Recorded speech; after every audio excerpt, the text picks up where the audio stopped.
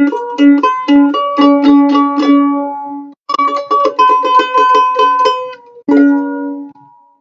Brandon, and today on Full Metal American I'm going to be showing off my Pedersoli second model land pattern brown Bess. It's not completely historically accurate. There are a few discrepancies with this musket, but overall its function, its lock time, and just the general fit and finish of it is excellent. Alright, so today what we're going to do is basically not so much a product review. I will do a little bit of that at the end, but more so we're going to do a comparison of shot types. I'm going to shoot 3 standard round ball cartridges at these targets down here, which are kind of concealed within the wood line. We're kind of going to simulate a light infantry kind of skirmish, maybe of the Revolutionary War or like French and Indian War, better known as the 7 Years' War in Europe. And then I'm going to do a comparison of buck and ball, which is essentially a single standard round ball with 3 buckshot atop it, and you fire it out of the musket.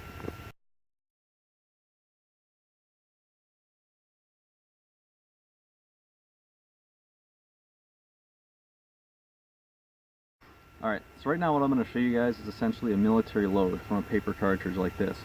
Now, a lot of the light infantry type units, like Rangers, different light infantry units, would often prime their pan with a priming horn, usually a thinner powder or something like that sometimes, and that's just to get a better lock time or a faster flash in the pan.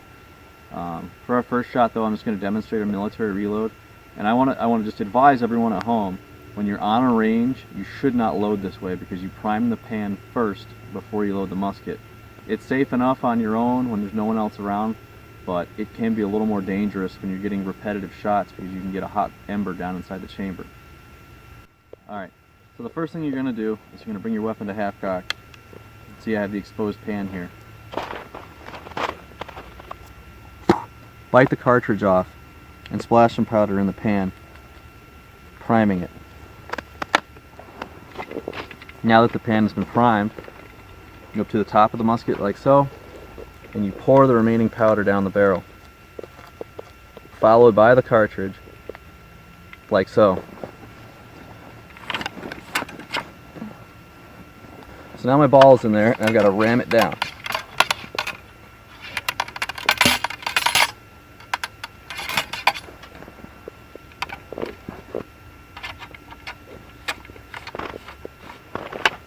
Alright, so the weapon is loaded and primed. Now at this point, you're going to bring it to full cock.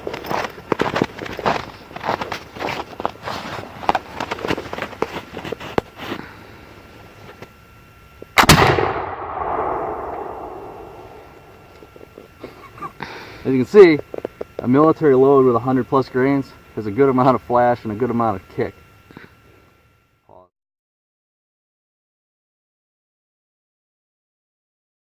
Alright, so as you can see, I was able to hit a man-sized target at that range. Probably about, I don't know, 40 to 50 yards, right around there, which is about the right engagement range for, you know, accurate fire with a smoothbore.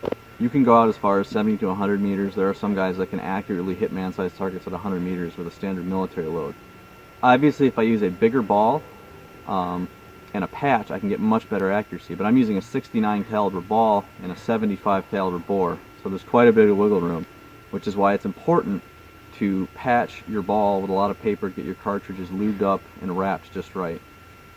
Alright, another thing to take into consideration, particularly with land pattern muskets, British flintlocks of the 18th and early 19th century, is that they don't really have sights. The only thing you really have to use as a mark when you're picking out targets is your bayonet lug up here. And for those of you that have ever shot an old shotgun with a bead sight on the front, that is even better than this. If you look down the barrel, you've got about a 1/4 inch block of steel here on the end that you can use as a reference point. So that's one of the biggest reasons I believe that people say smoothbores are super inaccurate.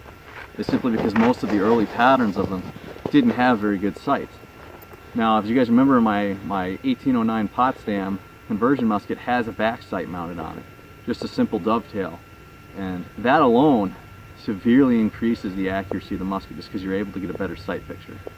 Alright, so next for this next sequence I'm going to show you guys how to load from a horn, how to prime your pan with a priming horn. So same cartridge style, but I'm just going to dump the powder straight down and not prime with it. Same method, essentially, just the order of loading is different.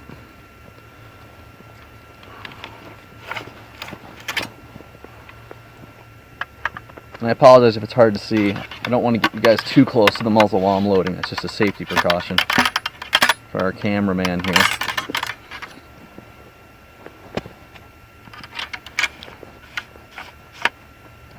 Alright. So to prime from a horn, you do it just like we did before, taking it to half cock. And using a smaller priming horn. It's a bit more than I needed, but you guys get the point.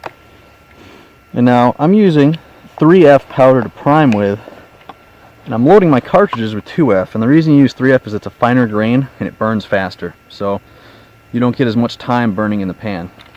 Alright, so our weapon's loaded. We're going to take our second shot of standard round ball.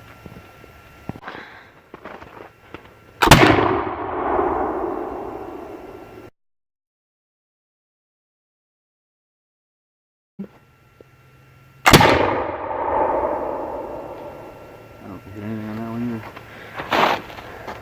either. No, you hit the right one. The right? Yeah, the one far right? Yeah. That's one I was aiming at. Dead center. Sweet. Alright, so I must confess, I missed my second shot. It kind of went far. I think it skimmed to the right. But my third shot that I took, just a regular round ball and a military lock, I made a dead center in there. Whether it's luck or if I just was more focused, hard to say. But you can get decent amounts of accuracy if you prepare your shot and your wadding or patch or wrap really well with a round ball. Alright, so for our regular standard round ball, we got a 2 for 3 hit ratio, accuracy wise. Well, now we're going to move up to bucking ball, which like I said is a single round ball, a 69 caliber with 3 buckshot balls on top of it. And we'll see if our accuracy improves.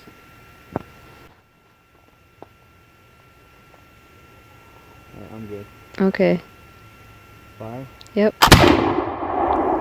Ooh, that's got a little bit of kick. Okay. Alright, so for my first bucking ball shot, my main round ball hit down here. It's just a little off, and I've been told that when you do make bucking ball rounds, the main ball isn't quite as accurate. But as you can see, one of my little buckshot balls did make contact, you know. So, and that was the point of it, is when you fire bucking ball, either at close range or in volleys at a distance between 50 to 100 meters, you know, it's the volume of fire. You're filling the air with lead. And even if those little tiny bucking ball balls don't make a lethal hit, they'll wound and or strike fear in your enemy.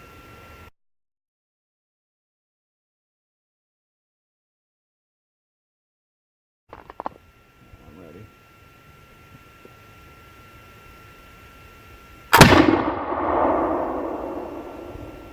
I saw some wood chips fly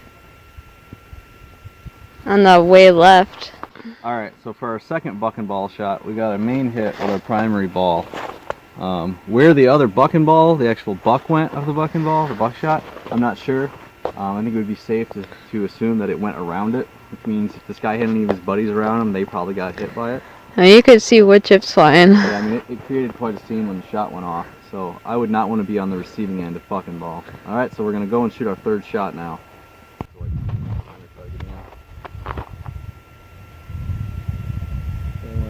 Whenever.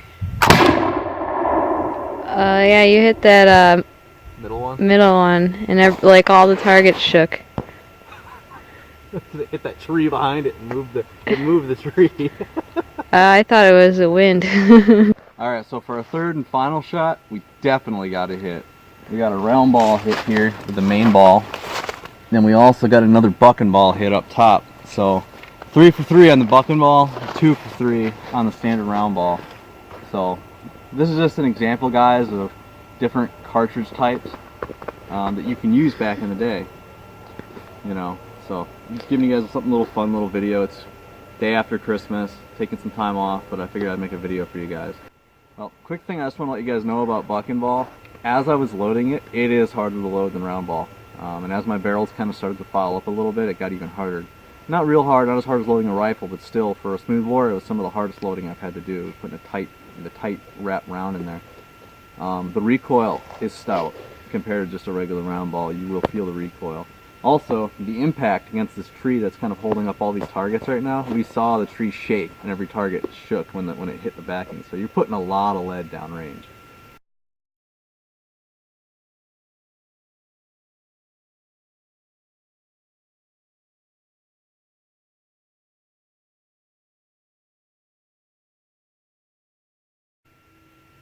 Some quick history on the buckenball round. I did some research into it. I couldn't find any information on whether or not British regulars ever used buckenball as a standard ammunition, or whether they just picked it up from U.S. troops during the Revolutionary War. What I did find out, though, is that even in Central Europe, as early as the 7 Years' War, they were using buckenball cartridges. The French and the Indians and their native allies actually used them against the English during the French and Indian War, and it was adapted later on in the French and Indian War by colonial forces. And after the French and Indian War, obviously it had grown on the provincial and American militia forces during after the war. They continued to use it through the Revolution against the British regulars, and the regular U.S. Army adopted it as well. It was a favorite cartridge type of George Washington, in fact. We would continue to use it again in the War of 1812, and there were certain units, even all the way up as far as the American Civil War, that actually chose smoothbore weapons like Springfield Model 42s. Because they were smoothbore and they could shoot buckenball, and they thought that in volley fire it was far more lethal than even the Minet ball, fired from a rifled musket, say an Enfield or a Springfield rifle, a 61 or even a 55, 1855 Springfield.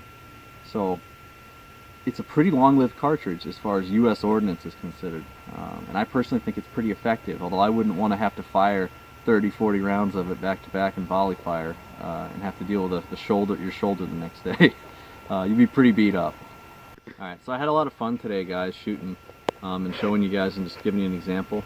I'm going to make another video just about this Pedersoli second model Longland musket, just to give you guys an idea of my impression of it and how I like it. I think it's a great musket. I think Pedersoli makes great products. I'll make a video about it and just discuss the pros and cons of it. But thank you guys for watching. If you like this video, please like and subscribe. Thank you, and have a Merry Christmas.